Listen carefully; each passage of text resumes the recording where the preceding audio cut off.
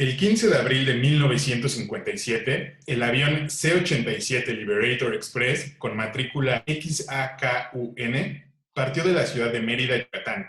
Su destino era la Ciudad de México. Tras alcanzar apenas 200 metros de altura, la aeronave se desplomó en pleno centro de la ciudad de Mérida. Eran las 8 de la mañana. En el avión iban 3 pasajeros: el capitán Víctor Vidal, el mecánico de vuelo Marciano Bautista y el piloto registrado con el nombre de Capitán Cruz, mejor conocido como Pedro Infante. Sucesos, géneros, chismes, disciplinas y mucho más en Historias del Cine. Hola filmadores, bienvenidos a una nueva edición de su podcast favorito, Historias del Cine. Soy Alberto Román y quiero darle la bienvenida, como cada martes, a Galo Sotres. Hola Galo, ¿cómo estás? Hola querido Alberto, hola queridos podcast escuchas, seters, historiadores del cine y filmadores de esta bella comunidad. ¿Cómo están? Espero que la estén pasando bien donde quiera que vayan, si están en el coche, si están llevando a sus abuelitos a vacunar, si están haciendo popó o lavando la ropa. Les mando muchos saludos y también les recuerdo que estamos haciendo muchas dinámicas dentro del grupo en Facebook de Historias del Cine, así que si se quieren inscribir a esta sociedad secreta, es totalmente gratuito. Hay memes de nosotros, hay memes de las historias que contamos, hay encuestas sobre si Alberto debería de rasurarse una ceja o no, entonces los invito a participar. El link del grupo está en el video de YouTube, entonces si nos están escuchando en Spotify, busquen Filmadores o Historias del Cine en YouTube y ahí les aparece el link para que se metan al grupo de Historias del Cine, donde también, por cierto, al final de cada programa leemos las preguntas que nos hacen en ese grupo y también, pues, cada sugerencia de tema que nos hacen, nosotros pues barajeamos y de repente hablamos de los temas que el público nos solicita, nos sugiere. Entonces, vayan al grupo, está bien bonito y pues nada. Estoy emocionado, Alberto. ¿Qué me vas a contar hoy? Antes de empezar con la historia del día de hoy, me gustaría recordarles que vayan a checar la página www.filmadores.com, porque tenemos cursos nuevos de cine por si te interesa aprender a hacer cine, o si solo te interesa el cine, ve, checa. Los cursos están a precios súper amigables y están bien padrísimos y te vas a divertir mucho. Ahora sí, Galo. Están como a $6, ¿no? El curso, menos. Sí, como Ándale. $6. Sí. Perdón, es que soy de México, entonces me cuesta trabajo hacer las conversiones a dólares. Perdón, es que soy moreno. Eso no es un pretexto, Alberto. Exactamente, iba a decir eso, pero preferí que lo dijeras para que te acusaran a ti de antisemita. Sí, eso no es antisemitismo, pero bueno. Ya, cuéntame. De racismo. Bueno, el no, día de hoy vamos a hablar... Espérate, antes de que empieces, le quiero decir a todo el público que nos ha pedido que regresemos a grabar en vivo y directo. Ya el próximo episodio de Historias del Cine ya va a ser con Alberto y conmigo compartiendo el mismo espacio virulento. Entonces, gracias por apoyarnos siempre, los amamos y los próximos episodios que vienen van a estar bien chidos. Les prometo no estar tan sobrio. Sí, muchísimas gracias a las 3 personas que nos escuchan, los queremos mucho. Pero bueno, el día de hoy les voy a contar, Galo, no les voy a contar una historia, ni les voy a contar 2, les voy a contar 3 historias al precio de una. 3 historias. Exactamente, 3 historias poco conocidas de uno de los símbolos del cine en la época de oro del cine nacional, que se llama Marta y Gareda. Del cine de oro de la antigüedad, por así decirlo. Ok, no es Marta y Gareda entonces. No es Marta, ni Omar Chaparro.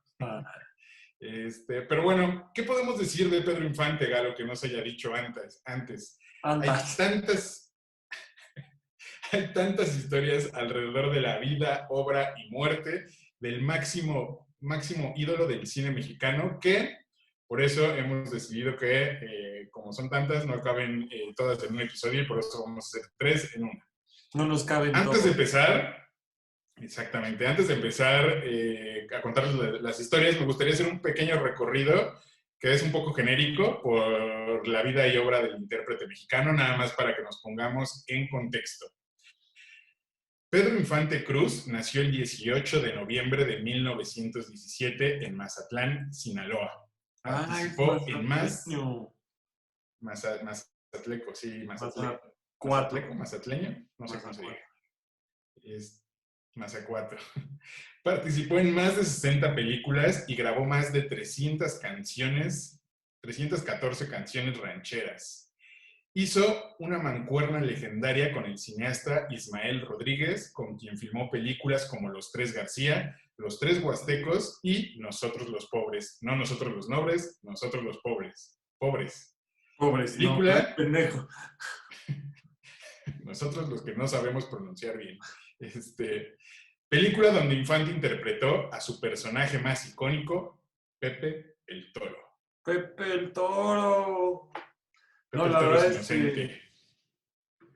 Pedro Infante me parece un tipo mítico, o sea, creo que nadie ha influido tanto en la cultura mexicana, ni presidentes, ni figuras públicas, ni historiadores, ni intelectuales, como las películas de Pedro Infante y Pedro Infante mismo. O sea, creo que es de esas preguntas que dice, o sea, como la de qué fue primero el huevo o la gallina, pero aquí es qué fue primero la idiosincrasia mexicana o Pedro Infante representando al mexicano en las películas.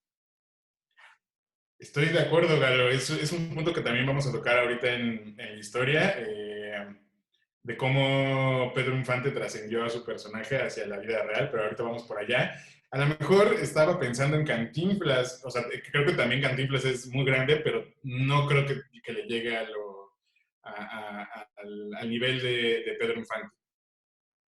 No, o sea, de hecho o sea, el modelo de hombre al que aspiraban las mujeres mexicanas, y no estoy generalizando, pero es lo que siempre te dicen las abuelitas y así, es que un Pedro Infante, ¿no? O sea, como que fuera como medio galán, pero al mismo tiempo con rasgos bruscos, que fuera como chistosito, así de, sí te puse el cuerno, pero soy encantador, entonces me perdonas, o sea, no sé, como que todas estas cosas maravillosas, o sea, que Por eso tenía... empezó a correr el meme ahorita de Baby Yoda que decía, Pedro Infante, acá tengo una abuelita que no se quiere vacunar, y salía Baby Yoda así.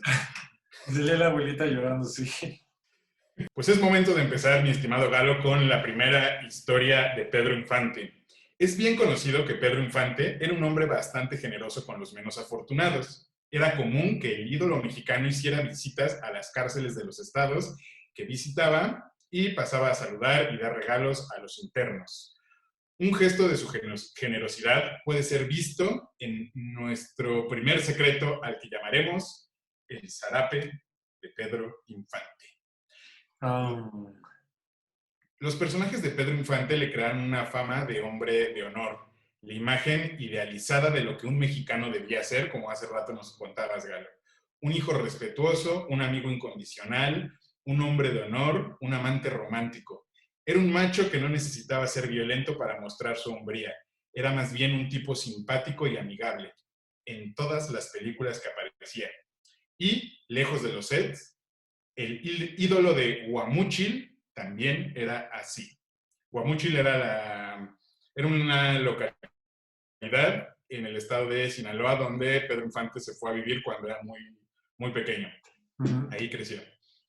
Pedro Infante poseía un hermoso zarape de saltillo, que era la... 5, 4, 3, 2. Pedro Infante poseía un hermoso zarape de saltillo, que era la admiración... Brinquillo, así le dicen los presos. Vamos a Brinquillo.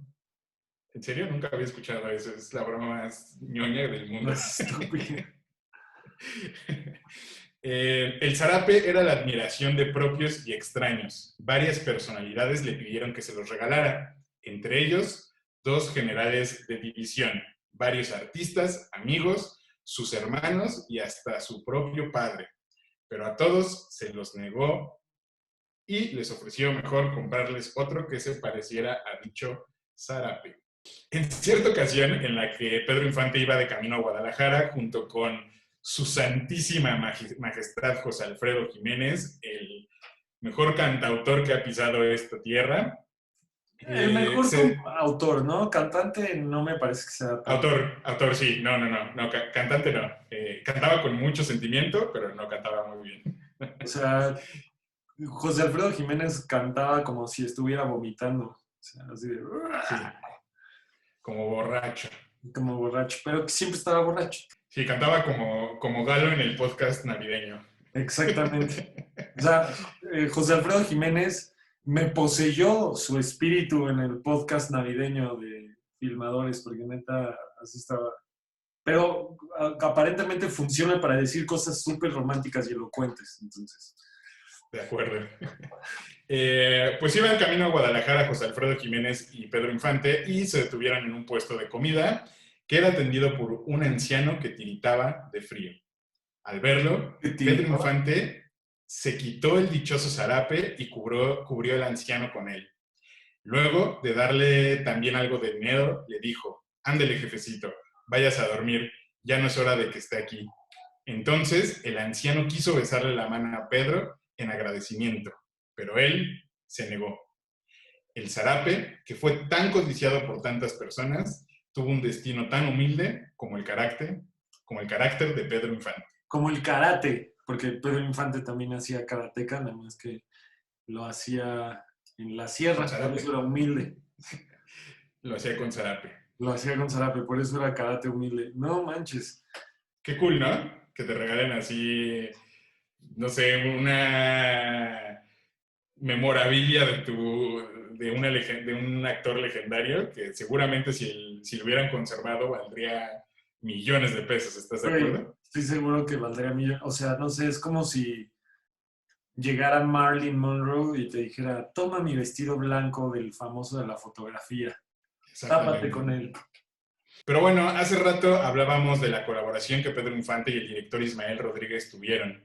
De esa legendaria colaboración que dejó muchísimos clásicos del cine mexicano que sería imposible mencionar porque no nos alcanza el tiempo. Viene nuestro segundo secreto, nuestra segunda pequeña historia de Pedro Infante. En el año de 1957 se estrenó la película Tizoc, Amor Indio.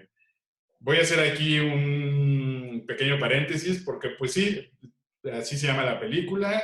Sé que a lo mejor el término ahora es despectivo, pero eran otros tiempos y es lo que es. Hay que poner la leyenda como ahora pone Disney Plus de: esta película refleja los tiempos en los que fue creada y por eso hemos decidido dejarla aquí, para que las nuevas generaciones entiendan que ahora ya no es correcto referirse a estas personas. Bla, bla, bla. Exactamente.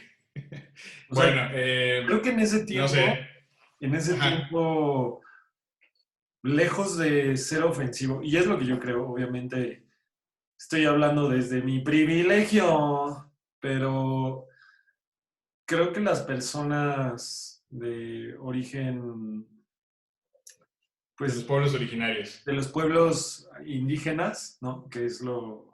Sí está bien dicho, ¿no? No le estoy cagando, así se les llama. Según yo es pueblos originarios o pueblos, sí, algo por ahí. El punto es que yo supongo que en ese tiempo que la máxima figura de la estrella mundial mexicana, así casi, pues era conocido por todos los mexicanos, que él representara a un personaje de estos pueblos. Creo que era más como un halago que una burla. Y de hecho la película ni siquiera está en tono de comedia. Entonces... Sí, no. Creo que, o sea, también sí eran tiempos totalmente diferentes. O sea, Pedro Infante interpretó a una persona de las comunidades originarias. Entonces, es algo que ahorita sería como el equivalente al blackface en nuestro país. Pero pues sí, en ese tiempo no había como esa conciencia de que esto está bien, esto está mal, no nos gusta que se haga o no se haga de esta tal manera. Y de todos modos creo que, pues en general, es una película que habla de cosas, pues tiene un retrato que es bastante, creo yo, bueno para la gente y que se quedó en el corazón de muchas personas, aunque ahora es importante también decir que que ya sea, con todo este tema de los racismos y de más cosas, sí se ha llegado a cuestionar la interpretación de Pedro Infante por hacer este tipo de representaciones. Pero bueno, dejando a un lado ese paréntesis, voy a continuar con la historia. La película estuvo escrita por Manuel Ojeda y Carlos Orellana y dirigida, como ya les habíamos comentado antes, por Ismael Rodríguez. Fue protagonizada por Pedro Infante y la que, a mi consideración, es la otra gran estrella del cine nacional, la única que creo que sí está a la par de Pedro Infante, que era María. Ya, sí. La doña, el María, el Pedro Infante. Era, pues sí, eran las dos máximas figuras que tuvimos en nuestra filmografía nacional. La película cuenta la historia de amor entre, otra vez, entre comillas, el indio Tizoc y María, y es un relato de un hombre humilde que vivía en la sierra de Oaxaca y una arrogante mujer de ciudad que al mudarse a la sierra aprende poco a poco a apreciar la sencilla sabiduría y el buen corazón de quien será o sería su enamorado. A pesar de que la colaboración de Rodríguez e Infante llevaba muchos años creando un éxito tras otro, un éxito económico y a nivel local en cuanto a premios Arieles, etc., a nivel de reconocimiento internacional, puede que esta haya sido la película más redituable de dicha colaboración, pues Tizoc ganó el Globo de Oro en la categoría de Mejor Película en Lengua No Inglesa. ¿Qué? Es correcto. ¿Es y neta? aunque usted no lo crea... ¿Es el primer Globo de Oro? Creo que sí. No te lo puedo confirmar porque por ahí está también la película de Macario, que también fue una película que ganó bastantes premios a nivel internacional, pero puede estar en las primeras o de las primeras que ganó el Globo de Oro. Y aunque usted no lo crea, damas y caballeros, Pedro Infante ganó el premio a Mejor Actor por su interpretación de Tizoc en el Festival de Cine Internacional de Berlín, o como le conocen los cuates, la Berlinale. No mames, tiene un oso... Un oso de plata, el mismísimo Pedro Infante.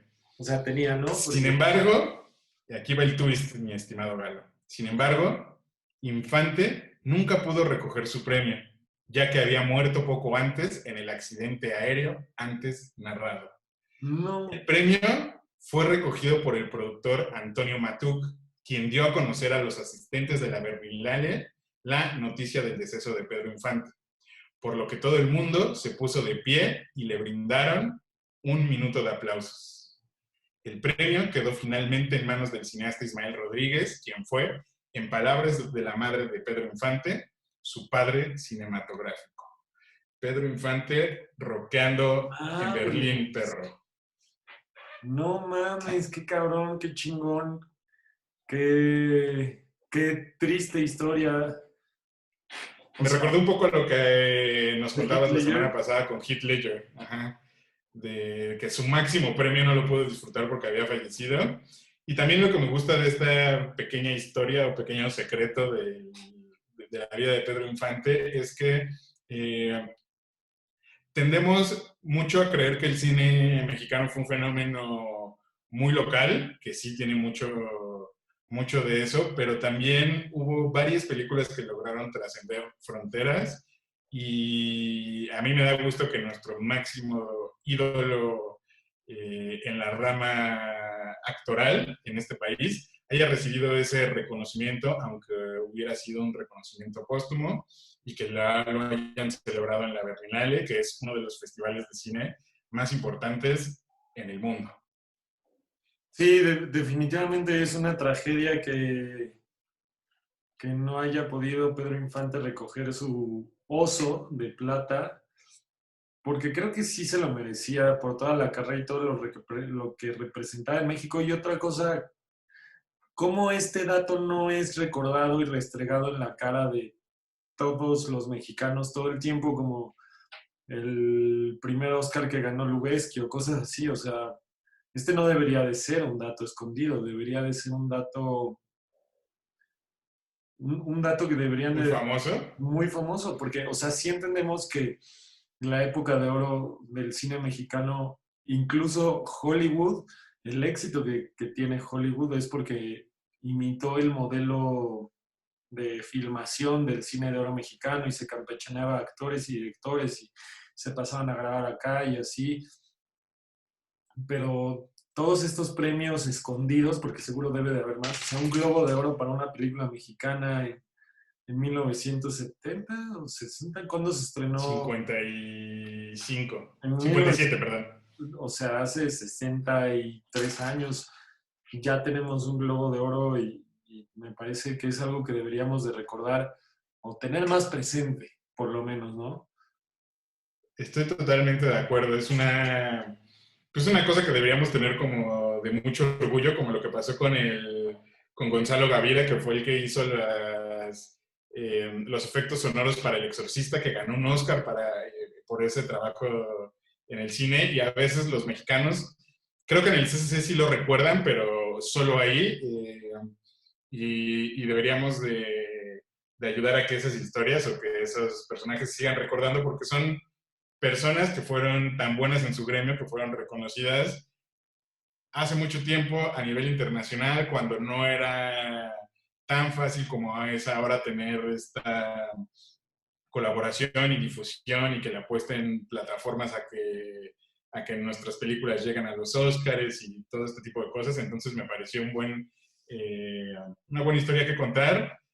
Un poco triste porque no lo puedo recibir, pero también creo que es un gran orgullo. Sí, creo que por eso luego la gente que no tiene relación con el cine alguna y quiere aventurarse a hacer cine en México, le da tanto miedo porque no conoce estas historias de éxito y como que el éxito se lo quieren guardar para ellos mismos. O sea, sí que obviamente en el CCC, en alguna clase de historia del cine deben de decirlo, pero creo que hay que normalizar el hecho de que los mexicanos somos bien chingones para crear historias y para crear películas y para participar en cualquier proceso de realización audiovisual. O sea, hemos ganado en casi todas las áreas. O sea, La neta, sí, y tenemos una historia de grandes cineastas atrás que nos respalda. Y también es la prueba de que se puede crear un éxito taquillero, porque Ismael Rodríguez era el Spielberg mexicano de ese tiempo, era el Spielberg. Ese tipo hacía las películas más taquilleras con la estrella más cotizada del cine mexicano y también ganaban en Berlín, ¿por qué no? ay, cómo extrañamos esa industria. Es correcto. Y hemos llegado a nuestra tercera y última historia. Esta me encanta, está súper bonita y es una historia muy poco conocida, pero ahorita vas a ver por qué. ¡Chan, chan, chan! Es muy común saber, o bastante conocido, que Pedro Infante era un amante de la aviación. Dicha afición lo llevó a ser socio de una línea aérea llamada TAMSA o Transportes Aéreos Mexicanos. A pesar de que su afición lo llevó a tener el fatídico accidente que le costó la vida, vale recordar una anécdota que hizo que esa, una de sus pasiones más entrañables, se convirtiera en la luz de muchas personas que se encontraban en peligro. 2 años antes de su muerte, en 1955, un huracán azotó la ciudad de Chetumal. El huracán Janet fue el huracán más poderoso de la temporada de huracanes del Océano Atlántico de ese año. Oficialmente, uno de los huracanes más fuertes que han habido en el Océano Atlántico. ¿Dónde se encuentra Chetumal, Alberto? Por favor, ilustra a la gente que no sabe de geografía. En Quintana Roo. Si ven el mapa de México, que tiene un cuernito, digamos en la parte de hasta abajo, por ahí en donde se forma ese cuernito, por ahí anda Chetumal. Por Cancún. Cancún, Quintana. Janet también fue la primera tormenta nombrada que tuvo más de 1,000 muertes confirmadas, perdón. No 100,000, 1,000 muertes confirmadas. Basta recordar lo siguiente. Solo 5 edificios en Chetumal quedaron intactos después de la tormenta y se estima... De 6. Solo 5 edificios de 6. Se estima que se produjeron 500 muertes en el estado de Quintana Roo. De 520 personas. De 1000 muertes, 500 fueron en Quintana Roo. Estuvo perra. Mientras ocurría la tormenta, Pedro Infante se encontraba en Mérida, donde Lalo tiene su segundo hogar. Y, como todos los mexicanos de esa época, estaba al tanto de las trágicas noticias que llegaban poco a poco a causa de la devastación provocada por el huracán Janet. Cada vez las noticias eran más y más desalentadoras. Los muertos se contaban por cientos, había gente desaparecida, heridos por doquier, y la respuesta gubernamental no era suficiente para aliviar el dolor que la gente estaba pasando en esos momentos. Nunca es suficiente. Nunca es ¡Maldito suficiente. gobierno! Entonces, Super Pedro Infante decidió ir al aeropuerto de Mérida. Tomó uno de los aviones que tenía a su disposición, porque #rico. Sí, porque hashtag poderoso. Y se embarcó a la aventura. Le avisó a sus contactos en el ejército, porque #rico y poderoso, Ese es el... que iba hacia la zona del desastre. Y durante 24 horas ininterrumpidas estuvo trasladando a damnificados de una ciudad a otra. En algún momento, Infante notó que un niño que ya había sido rescatado lloraba sin parar. Pedro se acercó al niño y le preguntó la razón del llanto, a lo que el niño respondió: mis papás siguen desaparecidos. ¿Qué hizo Pedro Infante, mi querido Galo? Pedro Infante tomó el avión y regresó a Chetumal, junto con el niño en cuestión. Ahí se hizo de una lancha y él y el niño buscaron durante largas horas por la zona de devastación. Afortunadamente localizaron a los padres, quienes habían sobrevivido al desastre, arriba de un árbol. Las cientos de personas que fueron rescatadas en ese avión nunca supieron que el héroe que las estaba salvando era el más grande ídolo que las pantallas de cine en México había proyectado: el legendario actor Pedro Infante. ¡Pum! No mames. O sea, ¿por qué ya no existen personas así en el mundo? Aparte, perroncísimo, ¿estás de acuerdo? Porque el vato no tuiteó así como voy acá a rescatar gente. Exacto, no dijo hashtag me vuelvo vegano para salvar al mundo. Ajá, no dijo como voy a salvar a la base de la pirámide. Nada, o sea, el vato agarró su avión. Ni siquiera dijo hashtag dono 10,000 pesos a la Cruz Roja. O sea, el güey agarró, dijo, tengo un avión, voy a usarlo y voy a pilotearlo yo. Ni siquiera le voy a decir a Jaime que lo pilotee, sino yo mismo me voy a rifar el pinche pellejo para salvar a la gente. No mames. Es como... Siempre está súper chido que... ¿Estás de acuerdo que jamás, o sea, imagínate un damnificado que está ahí en la chinga y todo, que está en el avión, jamás se dio cuenta que el que iba piloteando era Pedro Infante, güey? No sé, era como si estuvieras en un pedo y llegara Steven Spielberg ahorita por ti y tú no te dieras cuenta. O sea, imagínate qué chida sería que te dijeran eso, güey. El vato que te salvó es tu ídolo en la vida. Sí, así que vaya pilotando Leonardo DiCaprio, el avión que te salvó la vida, o que de repente te estás muriendo y necesitas un tanque de oxígeno y llega un güey en una motocicleta con casco repartiendo tanques de oxígeno y resulta que es Chumel Torres, ¿no? O sea, ¿qué es Galosotres? ¿qué es Galosotres? Podría pasar, no es cierto. O sea, sí está muy cabrón. Creo que es como esta cosa, no sé, siempre se habla de que el cine y el nacionalismo o la cultura nacionalista van de la mano, que creo que es algo que Estados Unidos ha trabajado muy bien, el que la mayoría de sus películas enaltezcan esta imagen de ser estadounidense. El All American como era John Wayne, por ejemplo, o Clint Eastwood. Y creo que el All Mexican o el mexicano ideal fuera de la pantalla y dentro de la pantalla era Pedro Infante. O sea, él sí tenía como esta imagen de... Creo que en ese tiempo la gente decía, güey, soy mexicano como Pedro Infante. Y ahorita no es como que digas, soy mexicano como Marcha Platas, ¿no? Así, soy mexicano como Marta y Gallardo. soy mexicano como Sí, el Chucky Lozano, o sea, no hay una sí, afinidad. es muy sabido por todos que el cine de oro mexicano ayudó, para bien y para mal, ya lo hemos hablado en otros episodios, a consagrar la figura o la identidad nacional que teníamos en México.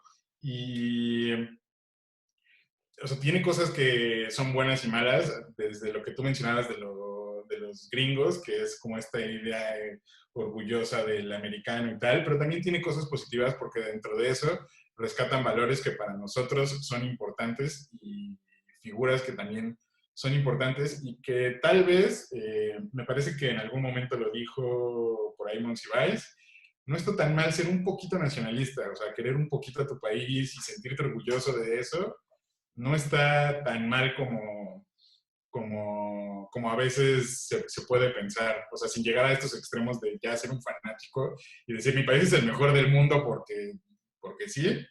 Es bueno sentirte orgulloso de dónde naciste y de tu historia y de las personas que te predecieron, creo yo. Estoy totalmente de acuerdo. Creo que sí, el cine ayuda a construir la identidad de un país.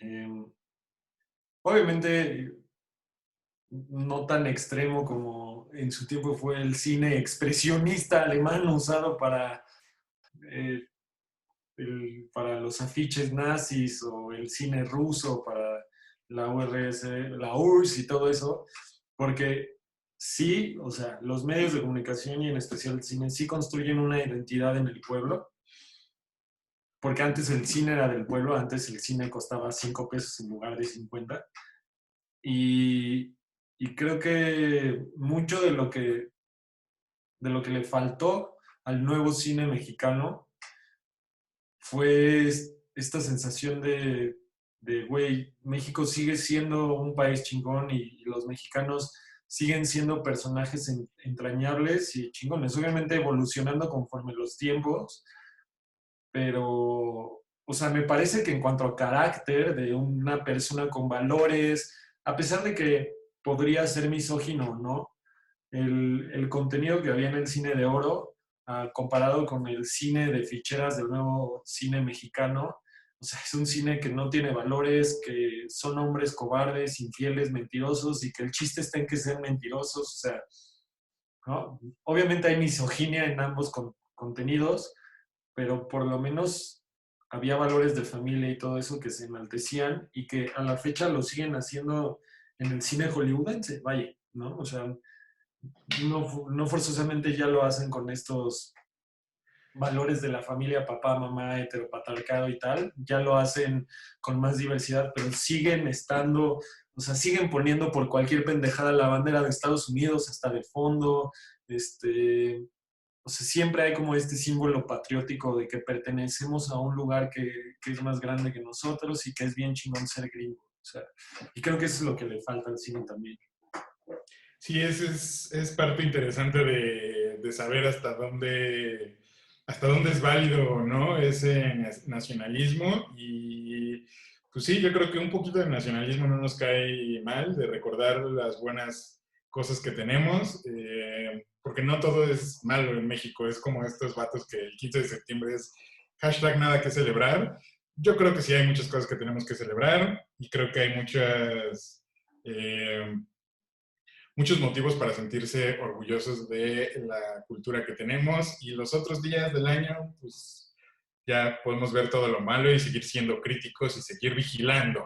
Y seguir vigilantes y unos pinches malinchistas, ¿no? Pero, oye, qué bonitas historias, no me sabía ninguna. La verdad es que no sé si toda la gente le ha pasado, pero yo soy fan del cine de oro mexicano y de Pedro Infante porque de chiquito me ponía a ver las películas de Película 21 con mi mamá, ahí en ese canal de Cablevisión.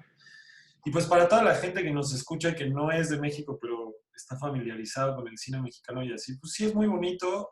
Creo que permeó el cine de oro mexicano en toda Latinoamérica y me gustaría mucho que comentaran sus opiniones acerca del contenido que se daba en el cine de oro mexicano, cuáles son sus películas favoritas, si ya los odian, si ya los cancelaron, no sé, qué bonitas historias. Son de esas cosas que te hacen sentir bien porque como que te regresan la esperanza en la humanidad, a pesar de que pasaron hace 60 años y el güey ya se murió. Digo, a huevo. Exactamente. Sí, te hacen recordar que no todo estaba tan mal antes. Pero bueno, Galo, hemos llegado al vas. momento de preguntas y respuestas, si no me equivoco. El momento de la comunidad, el momento donde en Filmadores escuchamos a la gente, comentarios buenos, malos, preguntas buenas y malas. Aquí respondemos todo de manera personal. Ustedes quieren saber qué color de boxers traemos hoy y nosotros les vamos a decir qué son boxers. No usamos ropa interior, llevamos un año encerrados en nuestras casas. Ya no usamos calzones. Pero bueno, vámonos con la primera pregunta, Alberto, que dice así. Arc Eragon, que ya nos había preguntado en el podcast pasado, que si le financiaba yo, o sea, si me agarraba borracho y le financiaba el proyecto, y yo le dije que pues no necesito estar borracho, lo que necesito es tener dinero. Dice, una pregunta para Malberto, o sea, tú, y es, ¿qué consideras a la hora de dirigir un proyecto? ¿Qué te atrae? ¿O cuál es tu preferencia en cuanto a géneros y o historias? Por cierto, gracias por ese curso de dirección y te manda un guiño. Gracias a ti por ser parte de esta hermosa comunidad. ¿Qué considero de un proyecto? Realmente nunca ha llegado a mí, bueno, en la escuela de cine llegaron por ahí proyectos que yo no había escrito y que tenía que dirigir más a huevo por gusto, pero realmente los proyectos que he tenido la oportunidad de dirigir han sido proyectos de mi creación. Es variado, de repente me interesa el reto de poderlo hacer, me interesa las cosas que puedo aprender de un proyecto, pero la única constante que es y que tengo es que la historia me guste, que la historia me guste y que la historia signifique algo personal para mí. Como que te haga cosquillas en los huevos, ¿no? Si no, no... Sí, sí, debe haber algo que diga, ay, güey, esto me movió de la historia, aunque en la primera película que tuve oportunidad de dirigir, en general, la película no me gustó y sentía como este rechazo hacia ese trabajo. Este hastío, este asco. Exactamente. Cuando pude ver la película, hay una escena en particular que me siguió dando, ya después de terminado todo el proceso, como esa emoción.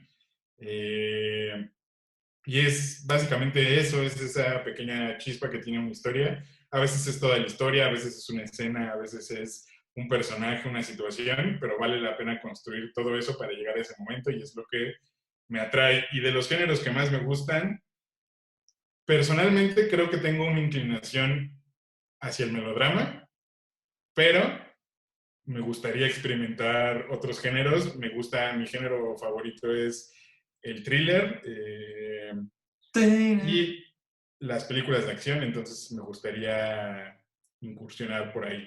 Oye, ahorita que estás diciendo eso, ¿es cierto que tienes como objetivo el mismo de Quentin Tarantino de dirigir una película de cada género? Es probable. Veremos qué procede. Veremos qué pasa, ¿no? Sí, pero sí me gustaría. Oye, ok, vámonos con la siguiente pregunta. Daniel Hernández nos escribe desde no sé dónde. Escribe lo siguiente. Ya extrañaba historias del cine, pero la neta me sigue cagando gato. No deja de ser el típico vato que se cree muy chingón o muy chistosito y la verdad está bien pendejo. ¿Por qué nadie te tira hate a ti? O sea, no entiendo. Cae de la verga. Sí. Por el contrario, Alberto se nota que es buen pedo. Ese man le da un poco más de seriedad y narra de manera más interesante sus historias. Ojalá que ese güey no se vaya de historias del cine, porque en caso de que lo haga, ya valió madres ese podcast. Muchas gracias, Daniel Hernández, por tus comentarios y tu caluroso hate. Pues yo sí, muchas gracias. Tienes razón en todo lo que dijiste. No, Galo es, bajo mi perspectiva, es una persona que siempre está... Como en América. No, está mal juzgada, que la gente se toma poco tiempo de juzgarlo por prejuicios, prejuicios propios de las personas. Galo es un buen tipo, es un tipo chistoso que sabe de cine, en particular sabe de guión, y sabe mucho de medios de comunicación. Entonces Y creo dice, que siempre has estado mal juzgado, Galo. quiéranlo. Sí, Daniel, no eres la primera persona que me dice que me creo muy chingón o muy chistoso. Y la verdad es que todo lo contrario, me parece que la mayoría de las personas que nos dedicamos a esto, sobre todo que escribimos y que hacemos cine, somos personas bastante inseguras, con una autoestima medio endeble y probablemente, no sé, hayas visto algo reflejado en mí, porque bien dicen que lo que te choca, te checa. Entonces, tal vez tienes una sonrisa igual de encantadora que yo, no sé. Y por eso le cago en la madre a la gente, por esos comentarios. Exactamente. ¿Qué Ah, otra ya. pregunta tenemos, Galo? Y la siguiente es una doble pregunta de Rebeca Mesa, una Asidua seguidora. asidua seguidora, Rebeca Mesa, que más aplauda, ese es su segundo apellido. Y dice, ¿qué película les ha impactado especialmente por la arquitectura? Personalmente, Ridley Scott y su distopía con Blade Runner me impactó de niña y ha sido algo difícil de superar. Ahorita digo la siguiente pregunta, pero primero vamos a responder lo de la arquitectura. Mira, yo no sé si pueda decir una película en particular, más bien voy a decir a un cineasta en particular, y es Tim Burton. Creo que la arquitectura y los escenarios que tiene Tim Burton hacen que reflejan un estilo y una voz en particular que a mí siempre me ha gustado más que las propias películas de Tim Burton. Creo que es mejor diseñador de los sets y de los mundos donde pasan sus historias que muchas veces de las historias. Entonces yo lo mencionaría a él por ahí en lugar de una película. En lugar de una película. A mí es difícil pensar en la arquitectura, o sea, porque siempre que te preguntan este tipo de cosas dices, ay, ¿cuál? Y cuando termine el podcast voy a decir, no mames, ¿por qué no hablé de esta película? Pero, por ejemplo, a mí me ha impresionado mucho el trabajo de El Quinto Elemento Uy, sí. De Luc Besson. de Luc Besson. Me parece impresionante cómo visualiza el futuro porque, o sea, sí, obviamente, siento que cuando te imaginas algo como Blade Runner o como Alien, a pesar de que tienen, o sea, de Geiger, no me acuerdo cómo se apellida, siento que es más fácil irte a lo fantástico, pero cuando tu arquitectura parece que sí podría suceder, eso es lo que a mí más me impactó. O sea, yo veía El Quinto Elemento y decía, güey, o sea, es que sí creo que vayan a ser así los departamentos en 50 años. Y veo la de Blade Runner y cero, o sea, a pesar de que es un mundo espectacular, no lo veo aterrizado. Y entonces la paleta de colores, los edificios, el tráfico entre los coches, creo que El Quinto Elemento es de las arquitecturas que más me han impresionado y más me han gustado. Que creo que es una versión pop de la arquitectura de Blade Runner. Sí, ¿no? totalmente. Es como la versión fresita, no está tan tirada a la mierda, no está tan futuro distópico, porque hay cruceros que se van al espacio y bla, bla, bla. O sea, creo que esos elementos pop, como dices, lo hacen algo más realizable. Sí, de acuerdo, es un buen ejemplo y no lo había pensado, pero tienes razón. Igual a mí me gustó mucho el mundo arquitectónico creado en esa película.